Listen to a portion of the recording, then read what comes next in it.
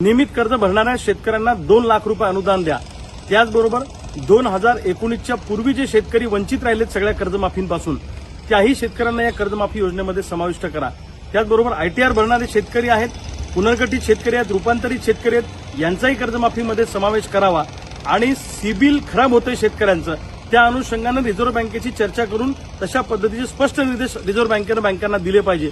या मागणीसाठी आणि याचबरोबर शेतकऱ्यांच्या विविध मागण्यांसाठी सातत्यानं आम्ही पाठपुरावा करतोय, आंदोलनं करतोय, पण सरकार दखल घ्यायला तयार नाही। म्हणून 27 ऑगस्ट 2024ला सकाळी 10 वाजता आम्ही मुंबईच्या मंत्रालयासमोर शासकीय मंत्र्यांच्या बंगल्याचा आणि शासकीय वाहनांचा लिलाव करून प्रतिकात्मक आंदोलन करणार आहोत की हे सगळे शासकीय बंगले विका आणि यातले पैसे कर्जमाफीसाठी वापरा, असं आमचं सगळ्या शेतकऱ्यांचं म्हणणं आहे। या पार्श्वभूमीवर मला बुलढाणा पोलिसांनी काल नोटीस दिली आहे। त्यांनी सांगितलं की तुम्ही आंदोलन केलं तर तुमच्यावर अशा पद्धतीची कारवाई करू, तशी करू।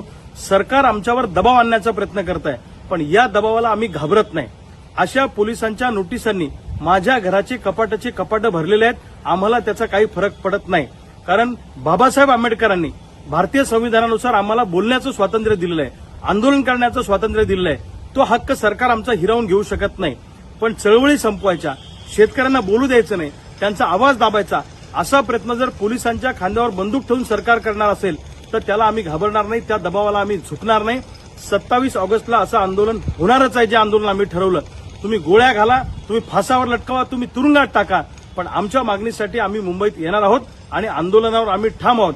अशा नोटिसांना आम्ही भीक घालत नाही। शेकडो गुन्हे आमच्यावर दाखल झाले, पण बापाच्या घामाच्या दामासाठी आणि मायचं कुंकू वाचवण्यासाठी प्रसंगी फासावर जाण्याची सुद्धा आमची तयारी आहे। 27 ऑगस्टला सगळे शेतकरी मुंबईत येणार।